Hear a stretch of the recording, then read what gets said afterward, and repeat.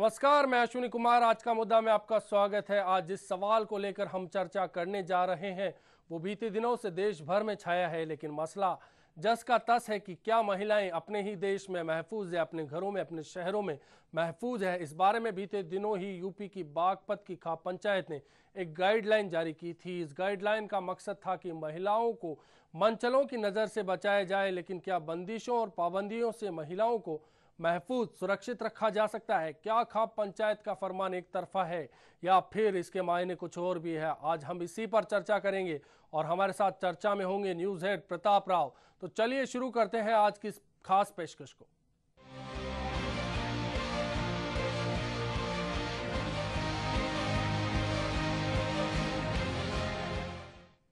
देश में महिलाएं सुरक्षित है या नहीं, इसको लेकर बहुत सवाल बार बार खड़े होते हैं।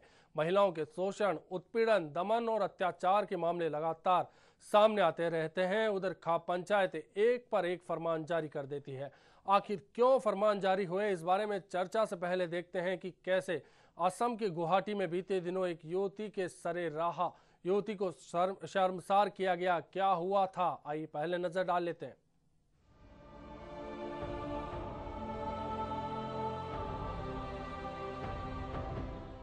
देश में महिलाएं सुरक्षित हैं या नहीं, इसको लेकर बहुत से सवाल बार बार खड़े होते रहते हैं। देश में बार बार ऐसी घटनाएं सामने आती हैं जब महिलाओं को शर्मसार किया जाता है। हर घटना पर पूरा देश रोना रोता है, लेकिन होता कुछ भी नहीं। कोई न कोई घटना सामने आ ही जाती है। महिलाओं के शोषण, उत्पीड़न, दमन, अत्याचार के मामले लगातार सामने आते रहते हैं। गुवाहाटी में एक महिला से की गई बदसलूकी की घटना ने पूरे देश को झकझोर दिया है। 40 से ज्यादा युवक करीब 2 घंटे तक सरेराह एक महिला को प्रताड़ित करते रहे। कितनी अजीब बात है, एक महिला चीखती रही और 40 से ज्यादा हैवान उसे नंगा करने की कोशिश करते रहे, लड़की पर चिल्लाते रहे।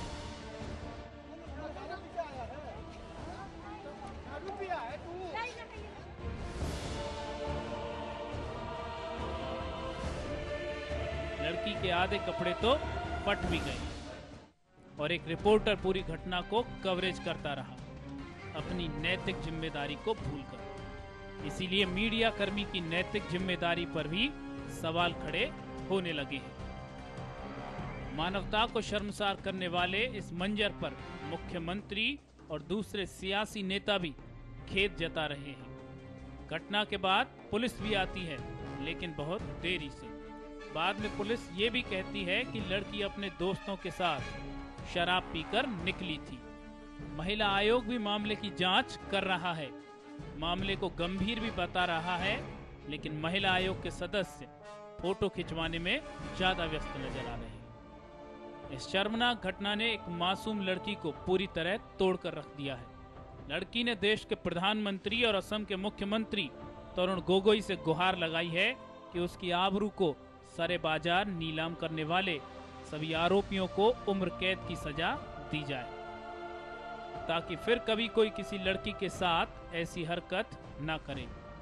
उसने कहा, मैं रो रही थी, गिड़गिड़ा रही थी, लेकिन किसी ने मेरी एक ना सुनी। उन्हें मेरे ऊपर जरा भी दया नहीं आई। वहां मीडिया वाले भी थे, मैंने उनसे भी मदद मांगी, लेकिन वे खाली वीडियो ही बनाते रहे। भगवान कभी किसी लड़की के साथ ऐसा ना करे। कुछ दिन पहले ऐसी ही एक हैवानियत की घटना छत्तीसगढ़ के बिलालपुर में भी सामने आई थी। एक प्रेमी जोड़े को 4 हथियारबंद युवकों ने पकड़ लिया, न्यूज परेड भी कराई और एमएमएस भी बनाया। इस तरह की घटनाएं हमारे समाज की गिरती जा रही सोच को सामने ला देती हैं। इस पूरे मामले में मीडिया कर्मियों की नैतिक जिम्मेदारी पर भी सवाल उठाए गए हैं। यह घटना हमें अपने संस्कारों के बारे में फिर से सोचने के लिए मजबूर भी करती है। Bureau report, HBC news. तो गुवाहाटी एक मिसाल है। देश में और भी कई ऐसी घटनाएं हुई हैं जब महिलाओं को शर्मसार होना पड़ा है। कब कब ऐसा हुआ, आइए नजर डाल लेते हैं। गुवाहाटी की सड़कों पर जो भी कुछ किया गया वो वास्तव में ही दर्दनाक और रोंगटे खड़े कर देने वाला था। गुवाहाटी की एक घटना ने पूरे देश को शर्मसार कर दिया है। इससे पहले भी जब जब भीड़ भेड़िया बनी है, तब तब मानवता शर्मसार हुई है। ऐसा करने वाले लोगों को जरा सा भी ख्याल नहीं रहा कि उनके इस घिनौने कृत्य से समाज पर क्या असर पड़ेगा। 31 दिसंबर 2011 की रात को गुड़गांव के होटल में नए साल के स्वागत की तैयारियां जोरों पर चल रही थीं। शराब और शबाब की मस्ती में डूबे हुए लोग बहके जा रहे थे। उसी समय सड़क किनारे एक कपल को कई लोग घेर कर छेड़ने लगे। लड़की के साथ अश्लील व्यवहार भी होने लगा। और ऐसी ही एक घटना मैरियट कांड के नाम से जानी जाती है। मुंबई की मैरियट होटल के पास 2 लड़कियों से छेड़छाड़ की गई। इस तरीके की घटनाएं कई बार रसूखदार लोगों के साथ भी घटित हो जाती है। मुंबई की ताज होटल में एक महिला रिपोर्टर के साथ भी कुछ लोगों ने इसी तरीके की छेड़छाड़ की थी। अंधेरे का फायदा उठाकर उनके साथ अश्लील व्यवहार किया गया। बिहार की राजधानी पटना में भी इसी तरीके की एक घटना घटित हो चुकी है। नशे में धुत लोगों ने एक लड़की के साथ छेड़छाड़ की। हालांकि लड़की को कॉल गर्ल बताया गया, लेकिन सरेआम किसी महिला के साथ ऐसा करना उचित नहीं है। देश के हर हिस्से में आज महिलाओं के साथ छेड़छाड़ होती है और इस तरीके की घटनाएं कम होने के बजाय अब बढ़ती जा रही हैं, लेकिन प्रशासन का अभी तक इस ओर कोई ध्यान नहीं है। तो देश में सरेआम छेड़छाड़, प्रताड़ना, अत्याचार महिलाओं के साथ आज आम बात हो चुकी है। कहा जाए तो महिलाएं प्रताड़ित होती रहती है, कानून देखता रहता है, लोग देखते रहते हैं, तमाम चीजें हैं। इसको लेकर हमने बात की थी खाप पंचायत की। आपको बताएंगे कैसे खाप पंचायत, बागपत की एक खाप पंचायत ने फरमान जारी किया और तमाम बातें सामने आई। इसको लेकर चर्चा करेंगे। पहले चर्चा करते हैं गुवाहाटी और जो छत्तीसगढ़ की 2 तस्वीरें हमारे सामने आई। हमारे साथ बने हैं न्यूज़ हेड प्रताप राव। प्रताप जी, जिस तरह की ये 2 घटनाएं अभी मिसाल के तौर पर हमने देखी, एक गुवाहाटी की तस्वीर थी और दूसरी बिलासपुर छत्तीसगढ़ की तस्वीर थी। एक नॉर्थ ईस्ट से तो दूसरा मध्य भारत से, 2 चीज़ें सामने आई। ये एक बानगी है, उसके सिवा भी बीते दिनों की अगर बात करें तो कई और किस्से हमारे सामने आए। क्या ये माना जाए महिलाएं महफूज है? अश्विनी, पहली बात तो ये है कि इस तरह की घटनाएं पहली बार नहीं हो रही जी। द्वापर युग रहा हो, त्रेता युग रहा हो या ये कलयुग है, घटनाएं इस तरह की महिलाओं के साथ लगातार हुई हैं। लेकिन सबसे बड़ी बात यह है कि जैसे जैसे हमारा समाज आधुनिक होता जा रहा है, जैसे जैसे हम मॉडर्न होते जा रहे हैं, हम वेस्टर्नाइज्ड होते जा रहे हैं, वैसे वैसे हमारी महिलाओं के बारे में हमारी मानसिकता एक उपभोग की वस्तु के रूप में सामने आती जा रही है। हम विकृत तौर पे, मानसिक तौर पे विकृत होते जा रहे हैं। हमारी विकृतियां ये सामने नजर आ रही हैं कि हम अपने बराबर के मनुष्य को बराबर का मनुष्य नहीं मानकर एक उपभोग की वस्तु मान लेते हैं। बड़ी बात यह है कि सबसे बड़ी बात कि समाज आज सुप्त होकर, चुप होकर सब कुछ सन्नाटे में देखता रहता है। जैसा कि द्वापर और त्रेता में नहीं हुआ था, केवल सीता का हरण हुआ था, रावण ने किया था और रावण को अपना लंका खोना पड़ा था। रावण की लंका धू धू करके जल गई थी केवल एक सीता के अपहरण पर।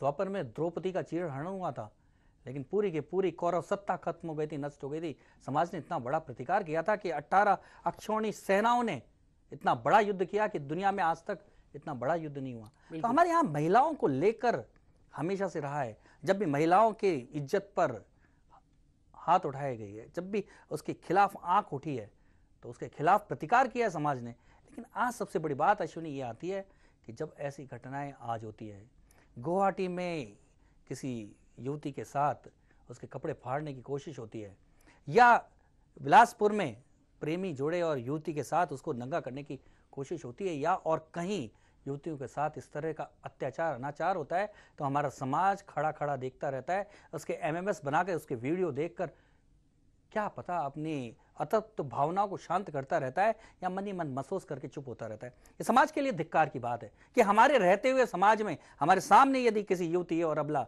इस तरह की बात होती है, तो सबसे बड़ी बात है कि युवा पीढ़ी के लिए तो ये शर्मनाक डूब मरने की बात है। जिस देश में, दुनिया में सबसे बड़ी सवाल यही है कि क्या ऐसे में माना जाए महिलाएं सुरक्षित है? एक तरफ आधुनिकता का 2 पहिए हैं जो आगे बढ़ रहे हैं, दूसरी तरफ इस तरह की जो मानसिकता है बिल्कुल पीछे, तो वो 2 पहिए हैं जो गाड़ी को पीछे धकेल रहे हैं। मतलब बैलेंस कहीं समाज में बात- नजर नहीं बात आता। बात महिलाओं के सुरक्षित होने की नहीं है अश्विनी, केवल महिलाएं असुरक्षित नहीं है, यहाँ तो वृद्ध भी असुरक्षित हो चुके हैं, बच्चे भी असुरक्षित हो चुके हैं।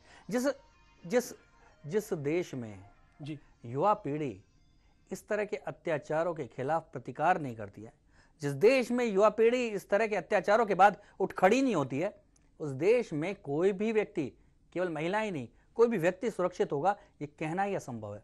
इसलिए कुल मिलाकर जब तक बात आती है कि जब रावण और दुर्योधन जैसे व्यभिचारी होते हैं तब बनकर के श्री राम जवानी जागा करती है, जब दुर्योधन दुशासन से अधिकारी होते हैं तब बनकर के श्री कृष्ण जवानी जागा करती है। इस देश की जवानी जब तक नहीं जगेगी, इस देश की जवानी जब तक प्रतिकार नहीं करेगी और वो युवतियों के कपड़े उतारने में, नोचने में और एमएमएस बनाने में लगी रहेगी, तब तक इस देश में कोई सुरक्षित नहीं होगा अश्विनी।